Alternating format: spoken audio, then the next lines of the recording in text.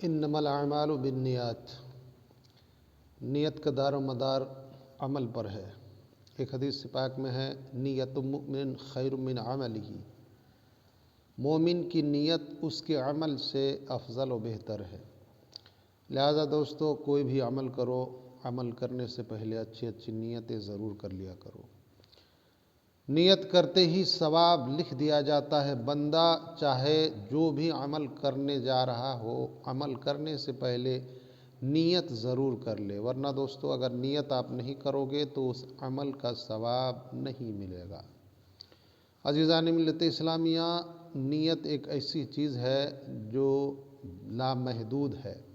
بندے کا عمل تو محدود ہوتا ہے، لیکن اس کی نیت لامحدود ہوتی ہے۔ بندہ یہ اگر نیت کر لے کہ مولا ہماری جتنی زندگی ہے ہم تہجد کی نماز پڑھیں گے، تو اس نیت پر اس کی کوئی حد نہیں ہے کہ وہ کتنی زندگی گزارے گا، لیکن جب تک زندگی رہے گی اسے ثواب ملتا رہے گا۔ دوستو جب بندہ کوئی نیک عمل کی نیت کر لیتا ہے تو فوراً نیکی لکھ دی جاتی ہے، لیکن بندہ اگر اچھا کام بھی کر رہا ہے اور اگر نیت نہ کی ہو تو اسے اس نیت کا ثواب نہیں ملے گا۔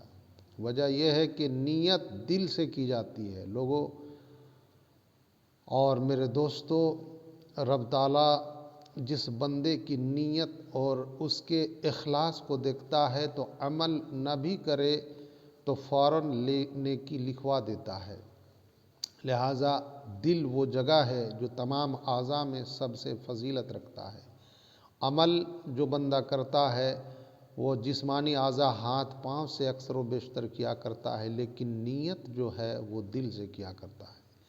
اور دوستو آپ جانتے ہیں کہ دل بادشاہ کی حیثیت رکھتا ہے تمام اعضاء میں، لہذا نیتیں ضرور کیا کیجئے۔ نیت کی خرابی کی وجہ سے کل قیامت کے دن کچھ لوگ پہاڑ جیسا عمل لے کر بھی جائیں گے تو وہ ان کے اعمال کام نہیں آئیں گے، چونکہ نیت ان کی صحیح نہیں تھی۔ آپ نے اگر لاکھوں خرچ کیا اور نیت یہ رہی کہ لوگ ہمیں شہرت کریں، ہمیں بڑا آدمی سمجھیں، امیر سمجھیں، تو دوستو قیامت کے دن ہمارے کھاتے میں خسارہ ہی ہوگا۔ لہٰذا نیت اچھی اچھی کریں، اعمال چھوٹا صحیح، لیکن اگر آپ نے نیت صحیح کیا ہے تو وہ آپ کا عمل بڑا ثابت ہوگا، چونکہ ہیرا بہت چھوٹا ہوتا ہے دوستو، لیکن وہ قیمت میں بڑا قیمتی ہوا کرتا ہے۔ اور وہی حال ہے ہماری نیتوں کا، اگر عمل چھوٹا ہے اور نیت میں اخلاص ہے تو وہ عمل ہمارا ہیرا موتی بن کر کل قیامت کے دن پہاڑوں جیسی نیکی لے کر آئے گا۔ قیامت کے دن ایک شخص آئے گا جس کے حصے دار، جس کے مستحقین حق لینے کے لیے کھڑے ہو جائیں گے، مولا میرا حق ہے اس کے اوپر، تو بتایا جاتا ہے نبی پاک صلی اللہ علیہ وسلم نے ارشاد فرمایا کہ مستحقین کو حق دے دیا جائے گا، ان کو نیکیاں دے دی جائیں گی، یہاں تک کہ اس کا ہاتھ خالی ہو جائے گا نیکیوں سے۔ لوگ یہ سمجھیں گے کہ اب تو یہ جہنم میں جائے گا، لیکن دوستو ایسا نہیں ہوگا۔ فرمان مصطفیٰ ہے کہ وہ بندہ مایوس ہوتا ہوا نظر آئے گا، تب رب کی رحمت پکار اٹھے گی، میرے بندے مایوس نہ ہو۔ فرشتوں کو حکم رب دے گا کہ فرشتوں بھلے اس کی نیکیاں سب بٹ چکی ہیں، مستحقین کو دے دیا گیا ہے، لیکن اس کا دنیا میں عمل جب بھی میں نے دیکھا تو اخلاص اور للہیت کے ساتھ لوگوں کی یہ بھلائی کرتا رہا، لوگوں کو بھلا کام سکھاتا رہا، برائی سے روکتا رہا، اس لیے میں اسے معاف کرتا ہوں اور اسے جنت دیتا ہوں۔ سبحان اللہ۔ دوستو دیکھا آپ نے، عمل کوئی بھی ہو اگر اخلاص کے ساتھ، وہ نیت اخلاص کے ساتھ کام کرے تو انشاءاللہ کل قیامت کے دن وہ کامیاب ہوگا۔ دوستو قیامت کے دن غریب انسان جو مفلسی زندگی گزار رہا ہے اپنی نیتوں کی بنیاد پر، کل قیامت کے دن قارون کے ساتھ ہوگا، کیونکہ وہ غریب جو حسد اور لالچ کی وجہ سے یہ نیت کرتا ہو کہ میں بھی امیر ہوتا تو فلاں کی طرح میں بھی عیش کرتا، میں بھی عیش و عشرت کی زندگی گزارتا، اور کوئی ایسا انسان ہے جو غریب ہے مگر اس کی نیت اچھی ہے، کہتا ہے مولا اگر ہماری زندگی میں مال آ جاتا تو فلاں انسان کے طرح جو خدا کی راہ میں اتنا اتنا خرچ کرتا ہے، مولا میں بھی خرچ کرتا، تو دوستو وہ اسی امیر کے ساتھ اٹھایا جائے گا جو خدا کے نیک بندوں میں وہ بندہ ہے جو خدا کے راہ میں خرچ کرتا ہے اور خدا کی رضا چاہتا رہتا ہے۔ دیکھا آپ نے دوستو کہ نیتوں کی وجہ سے کل قیامت کے دن فیصلے ہوں گے۔ جس عمل میں اخلاص ہو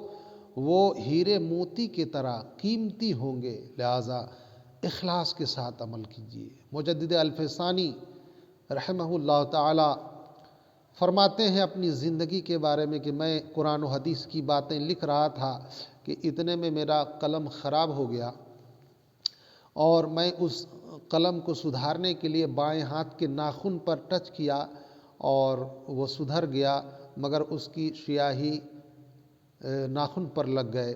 میں کام کرتا رہا، لکھتا رہا، اتنے میں مجھے حاجت محسوس ہوئی۔ میں رفع حاجت کے لیے جانے لگا تو جب بیت الخلاء تک پہنچا تو مجھے یاد آیا کہ میرے ناخن میں وہ سیاہی، وہ روشنائی لگی ہے جس روشنائی سے میں اللہ و رسول کی باتیں لکھ رہا ہوں۔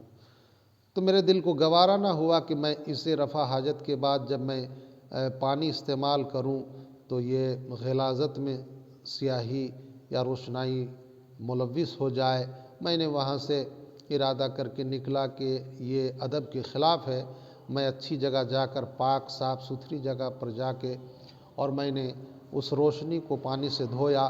جیسے ہی دھویا مجھے الہام ہوا رب کی جانب سے کہ خدا کے بندے تمہارے اس عمل کی وجہ سے میں نے جہنم کی آگ تجھ پر حرام کر دی ہے۔ دوستو دیکھا یہ کتنا چھوٹا عمل ہے، ایک روشنائی ہاتھوں سے پاک جگہ پر دھو کر بیت الخلاء جانا۔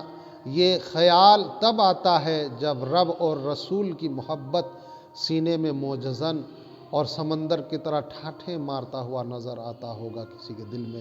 دوستو 3 چیزیں اللہ کو بہت پسند ہے۔ وہ 3 چیزیں کیا ہے کہ رب تعالیٰ چاہتا ہے میرے بندے جب تم گناہ کرو تو میرے طرف رجوع کرو، میرے طرف لوٹ آؤ، میرے بندے میں تیرا انتظار کر رہا ہوں، تم توبہ کرو گے میں تمہاری توبہ قبول کروں گا۔ پھر دوسرا ہے احتیاج، یعنی رب کے سوا کسی کا بھی آپ محتاج نہ بنیں، اگر ضرورت پیش آئے تو رب کی بارگاہ میں گڑ گڑائیں، دعائیں کریں، رب سے مانگیں، رب دینے والا ہے۔ تیسرا عمل بندے کا جو رب کو بڑا پسند ہے وہ اعتماد۔ میرے دوستو سب سے زیادہ بندہ اگر کسی پر اعتماد کرے تو وہ رب کی ذات ہے۔ اپنے رب کی ذات پر بھروسہ رکھیے، یقین رکھیے، وہی رازق مطلق ہے، وہی دے گا۔ میرے دوستو ہم ایسے جی رہے ہیں جیسے ایک آزاد انسان جی رہا ہو، جسے کوئی روک ٹوک کرنے والا نہ ہو۔ دوستو جب ہم کلمہ پڑھ لیے ہیں تو ہمیں آزادی کی زندگی نہیں چاہیے، اس لیے کہ ہم آزاد نہیں ہیں، ہم غلام ہیں، ہم بندے ہیں، رب کے چاہنے والے بندے ہیں، رب کا نام لیوا بندے ہیں۔ لہٰذا میرے دوستو آزاد زندگی نہ گزارو، خدا را واپس آؤ، رب کا خوف دل میں رکھو۔ لوگ کہتے ہیں مولویوں کی صرف ایک ہی بات ہوتی ہے اللہ و رسول اور روزہ نماز کی۔ دوستو میں کہتا ہوں خدا را یہی گواہی کل قیامت کے دن آپ دے دینا کہ فلاں کی تو کچھ سوجتی ہی نہیں تھی، صرف اللہ و رسول اور نماز روزی کی بات کرتا تھا، میں سمجھوں گا میری محنت اور کاوش کام آ گئی۔ خدا را اللہ کا خوف کرو، اللہ کی طرف پلٹ جاؤ۔ مولا تعالیٰ ہم سب کا حامی و ناصر ہو۔ مولا ہمیں دنیا و آخرت کی تمام پریشانیوں اور بلاؤں سے بچائے۔ السلام علیکم ورحمۃ اللہ تعالیٰ وبرکاتہ۔